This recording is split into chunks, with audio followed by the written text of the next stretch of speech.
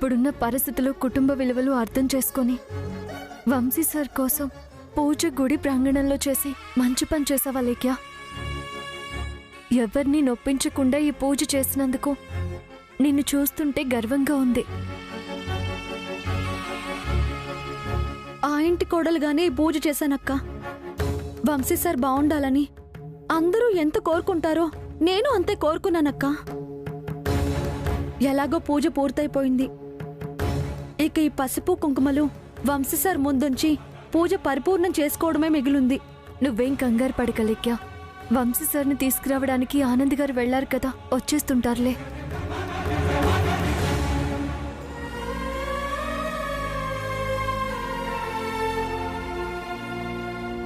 అమ్మా, పూజ సవ్యంగా సంపూర్ణంగా పూర్తయింది.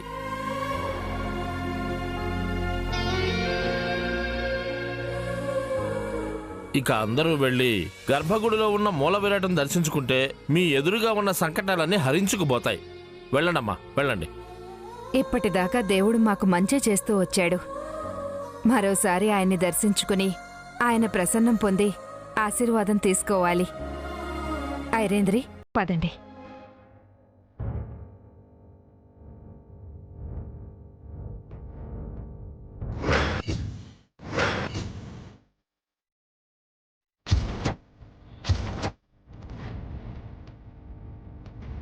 అత్తయ్య, మేం వెళ్ళే ప్రతి చోట మీరు లేకపోతే మాకు గౌరవం ఉండదు. నాకోసమైనా రండి అత్తయ్య.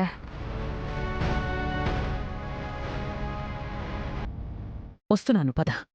మూర్తిగారు, పదండి.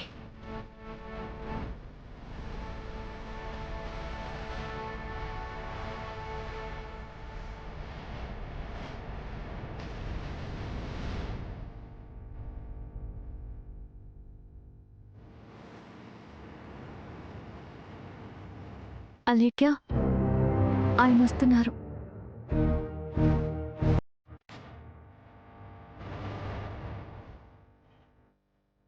వంశీ సార్, మీకోసం ఎదురు చూస్తున్నాను. మీకు ఈ పసుపు కుంకుమ సమర్పించుకుంటే నేను చేసిన పూజ సంపూర్ణమైనట్టే. ఆగమ్మా.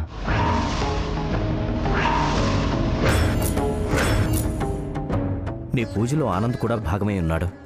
వాడొచ్చాక ఇద్దరి చేతుల మీదుగా పసుపు కుంకుమని అప్పుడు సమర్పించు.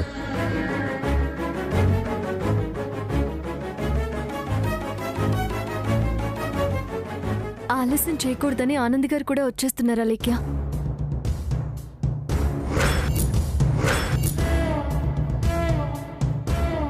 అన్నయ్య, వాళ్ళని క్షేమంగా హాస్పిటల్కి పంపించాను. ఎవరిని ఆనంద్ గారు? మీ దగ్గర డాన్స్ నేర్చుకుంటున్నా మధుర వాళ్ళ అమ్మగారు గుడికొచ్చినట్టున్నారు. ఏమైందో ఏంటో, గదిలో స్పృహ తప్పి పడిపోయి ఉంటే అన్నయ్య చూసి నాతో చెప్పాడు. ఇప్పుడే వాళ్ళని హాస్పిటల్కి పంపించొస్తున్నాను వసుంధర గారు.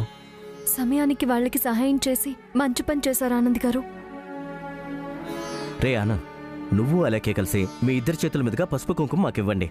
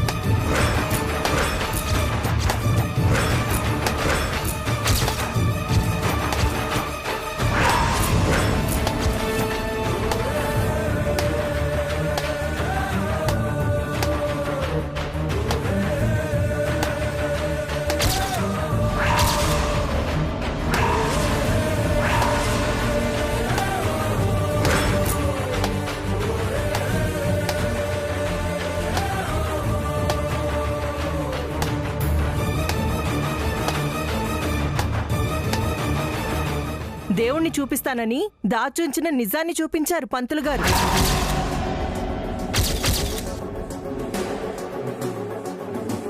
మరోసారి వసుంధర గారి పెద్దరికం బయట పడిపోయింది మామ్.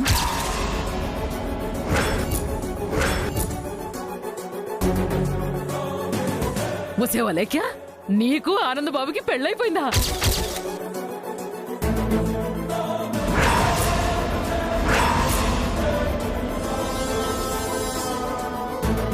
ఎంత మంచి శుభవార్త చెప్పారే. మిమ్మల్ని నా చూడాలని ఎన్ని కలలు కన్నానే. నా కలల్ని మీరు ఇప్పటికి నిజం చేశారే. చాలా సంతోషం, చాలా సంతోషం.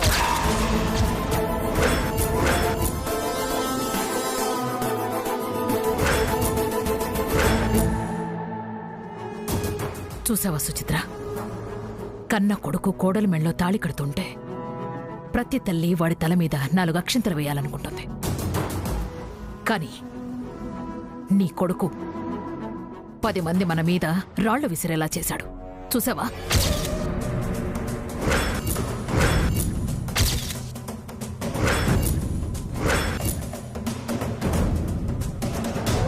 అమ్మా అపర్ణాదేవి గారు, అలా అనకండమ్మా. వాళ్ళిద్దరూ ఒకరినొకరు ఇష్టపడ్డారు, ప్రేమించుకున్నారు, పెళ్లి చేసుకున్నారు. పిల్లల్ని క్షమించి ఆశీర్వదించండమ్మా. కాంతమ్మా, గుళ్ళో ఉపచారం చెయ్యకూడదని ఊరుకున్నాను. అదే నా ఇంట్లో ఉంటే మీ అందరినీ నరికి పోగలేసేదాన్ని.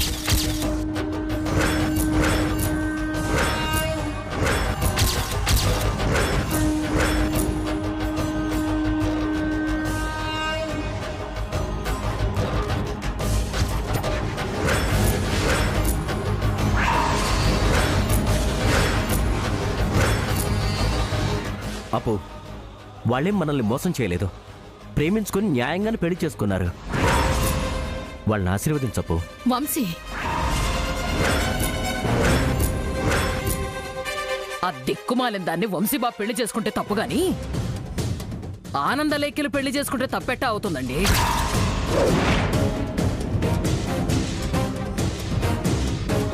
ఇంట్లో నుంచి గెంటయ్యగానే వేరే దిక్కులేక ఎక్కడికైనా దూరంగా వెళ్ళిపోతుందనుకున్నాను. కానీ తన చెల్లెల్ని నా ఇంటి మనిషిగా చేసి మాకు మళ్లీ దగ్గరవ్వడానికి ఇన్ని కుట్రలు చేస్తుందనుకోలేదు.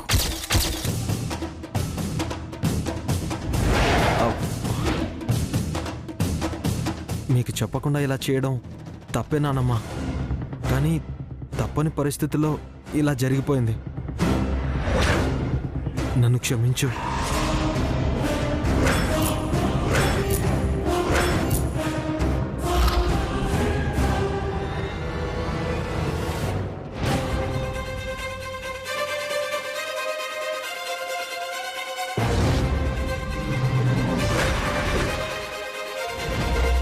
ఆగు.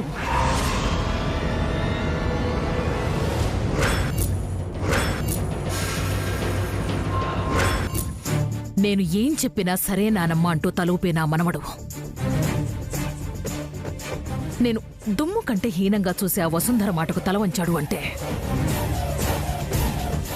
వాడింక నా మనవడు కానట్టే.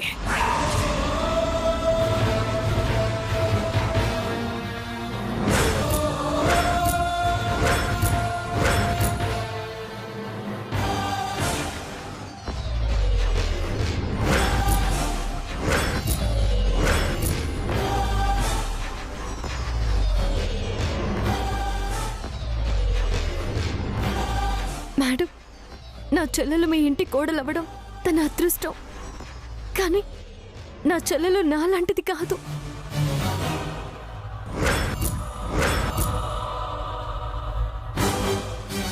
చాలా మంచిది. ఆనంద్ గారు అలేఖ్య దొంగతనంగా పెళ్లి చేసుకోలేదు. తప్పనిసరి పరిస్థితుల్లో అమ్మవారి సన్నిధిలో పెళ్లి చేసుకోవాల్సి వచ్చింది. ఇందులో ఎవరి తప్పు లేదు. వాళ్ళని క్షమించి అంగీకరించండి మేడం.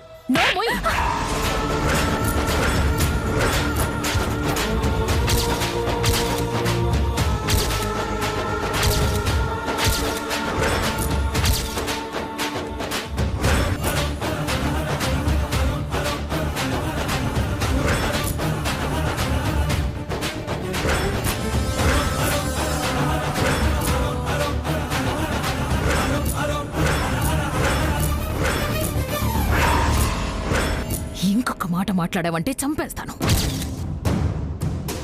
నా మనవణ్ణి అమాయకుణ్ణి చేసి ఎంత నాటకం నడుపుతున్నావు కదే. అవును బామ్మగారు, ఈ పని వాళ్ళంతా ఇంతే. మనలాంటి గొప్ప వాళ్ళ ఇంట్లో పనిచేసి వాళ్ళ మీద కన్నేసి ఇదిగో ఇట్లా మాయ చేసి పెళ్లి చేసుకుంటారు.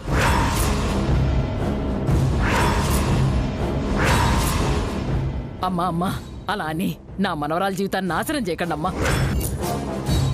అంటే ఏంటి కాంతమ్మ నీ ఉద్దేశం? ఇప్పుడు వీళ్ళని ఏమీ అనకుండా కౌగిలించుకుని ఇంటికి తీసుకెళ్ళమనా? చూసావా వదినా, నేను ఆ రోజే నీతో చెప్పాను కదా, ఈ వసుంధర ఆనంద్తో అమాయకంగా మాట్లాడి దాని చెల్లెలకి లైన్ క్లియర్ చేసుకుంది. దీన్ని ఊరికే వదిలిపెట్టకూడదు. అలా మాట్లాడకండి మేడం. వాళ్ళిద్దరూ ఒకరిని ఒకరు ఇష్టపడి పెళ్లి చేసుకున్నాక వాళ్ళని ఆశీర్వదించాలి.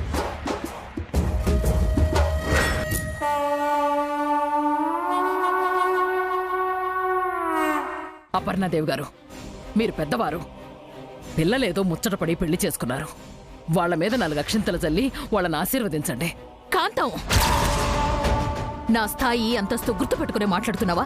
నా స్థానంలో నువ్వు ఉంటే దీన్ని క్షమించి వదిలేస్తావా, చంపేస్తావా? చెప్పు. అది కాదప్పు. నువ్వు మాట్లాడుకో. వీళ్లతో కలిసి నువ్వు కూడా మమ్మల్ని మోసం చేశావు.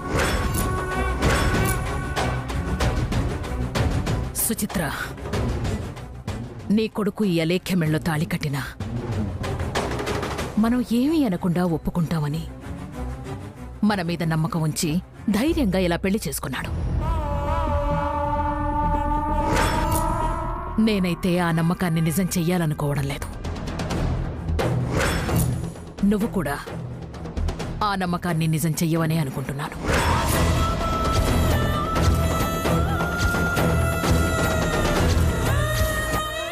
ఐరేంద్రి, ఇదంతా ఇక్కడే మర్చిపోండి. మనతో మన వాళ్ళు మాత్రమే రావాలి. అర్థమైంది కదా? నువ్వేం చేస్తావో చెయ్యి. అర్థమైందమ్మా. నాకు అర్థమైందప్పు. అలా అయితే నేను వసుంధర్ని పెళ్లి చేసుకుని ఇంటికొద్దాం అనుకుంటున్నాను.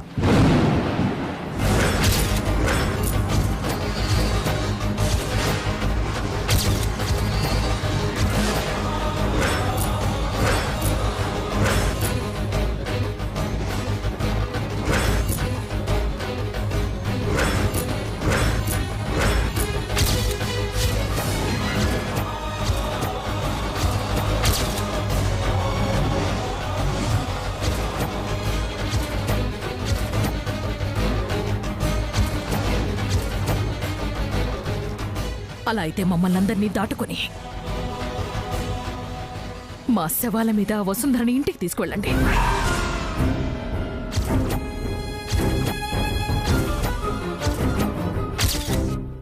నేనేదైనా ఒకేసారి నిర్ణయిస్తాను, మాట తప్పను. అప్పు, అలా అయితే వసుంధర్ని అంగీకరించవా?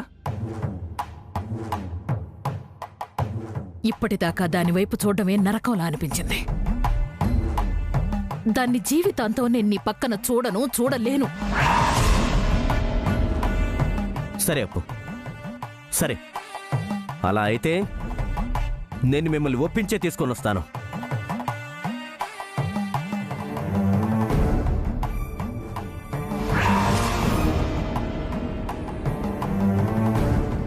ఐరేంద్రి, ఇంకా చూస్తావేంటి? మనవాళ్లు మాత్రమే మనతో రావాలి. పద. వెళ్ళండి అమ్మా, వెళ్ళండి. ఈ రోజు కాకపోయినా రేపైనా నా మనవరాల్ని మీ ఇంటి కోడలిగా మీ అంతటా మీరే వచ్చి తీసుకెళ్తారు తప్పకుండా. కాంతమ్మ,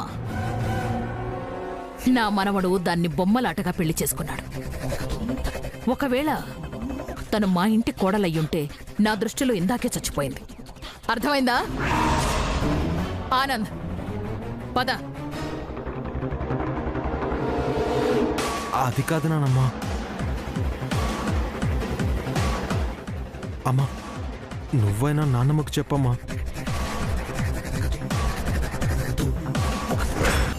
మీ నానమ్మ మీద ఏమాత్రం గౌరవం ఉన్నా ఆవిడ చెప్పినట్టే చెయ్యి ఆనంద్. నాకు నిన్ను దండించే శక్తి కూడా లేదు.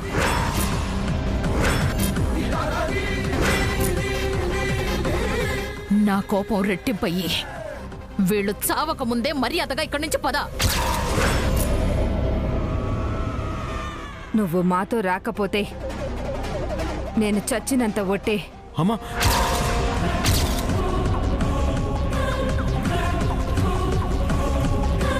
ఇంకా ఆలోచిస్తావేంట ఆనంద్?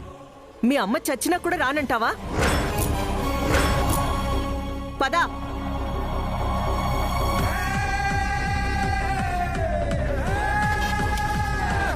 ఆనంద్ బాబు, ఆనంద్ బాబు,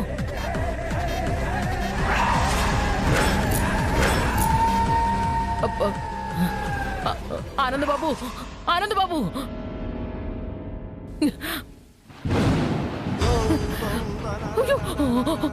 ఒసే వసుంధరా, వాళ్ళు వెళ్ళిపోతున్నారే, వాళ్ళని ఆపవే. పెళ్లి చేసిన నువ్వే దీనికి న్యాయం చెయ్యాలి. అమ్మా లేక్యా.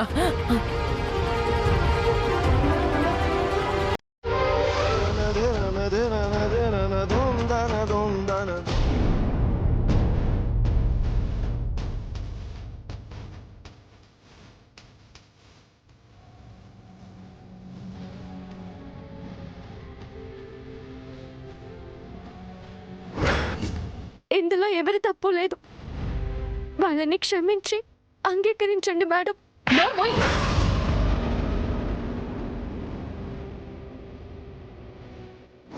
నా స్థాయి అంతస్తు గుర్తుపెట్టుకునే మాట్లాడుతున్నావా? నా స్థానంలో నువ్వు ఉంటే దీన్ని క్షమించి వదిలేస్తావా, చంపేస్తావా? చెప్పు.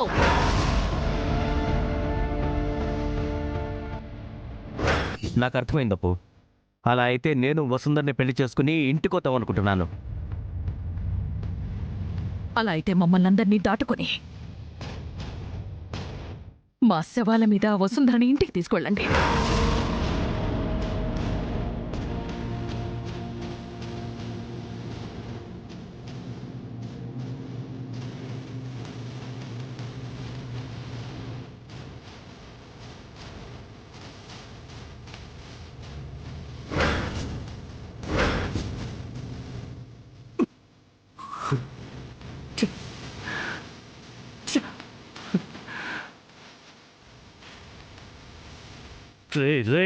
రే మురళి, నీకు బుద్ధుందా? అసలు నువ్వు ఎందుకు వచ్చావు ఇక్కడికి? వసుంధర్ కోసం అయిన వాళ్ళందరినీ వదులుకొని ఇక్కడికి వచ్చావు. నువ్వు ఇక్కడికి వచ్చిన పనే మర్చిపోయి నీ ప్రేమను పట్టించుకోకుండా ఎదుటి వాళ్ళ విషయాలను జోక్యం చేసుకుని ఇలా రే రే రే రే రే వసుంధర్ని శాశ్వతంగా దూరం చేసావు కదరా. నిన్ను కోమలో ఉన్న వంశీ గారు కూడా క్షమించరు. వసుంధర్ని ఈ ఇంట్లో ఉండే మనిషిలా చూడాలి అనుకున్నావు.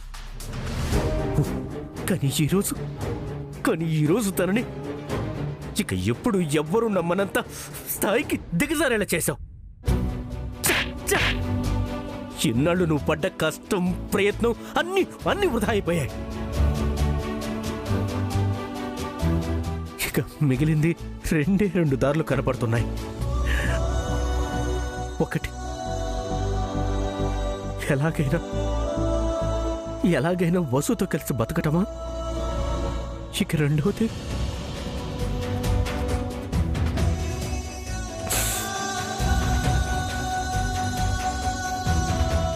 చావటమా? అసలు నువ్వు ఇంటికి ఎందుకు వచ్చావురా? ఎందుకు వచ్చావు? వంశీగా ఉండటానికి, వంశీ స్థానంలో ఉండి నీ ప్రేమని గెలిపించుకోవటానికి. అరే, వంశీ ప్రవర్తన, వంశీ అలవాట్లు ఇవేవి అందరికీ చెప్పకుండా కేవలం నీ పిచ్చి ప్రేమని వసుంధరకి ఎలాగైనా చూపించాలని ప్రయత్నించి విఫలమయ్యావరా మురళి, విఫలమయ్యావు. ఇక ఈ జన్మలో వసుంధర నీ దగ్గరికి వచ్చే అవకాశమే లేదు. ఎందుకంటే నువ్విప్పుడు వంశీవి.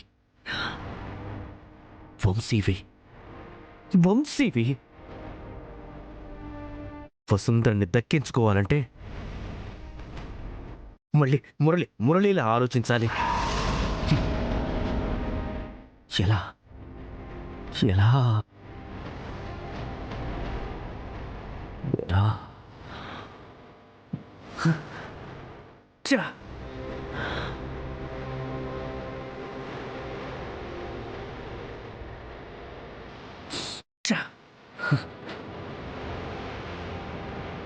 కాదురా, నీ వల్ల కాదు. ఎందుకంటే వసుంధర వంశీకి ప్రేయసని ఈ ప్రపంచం మొత్తానికి తెలుసు. నువ్వు వంశీ అంటే ఎవరు నమ్మర్రా? నువ్వు వంశీవి కాలేవు, వసుంధర భర్తగా ఉండలేవు. అది అది అది నీ వల్ల కాదు.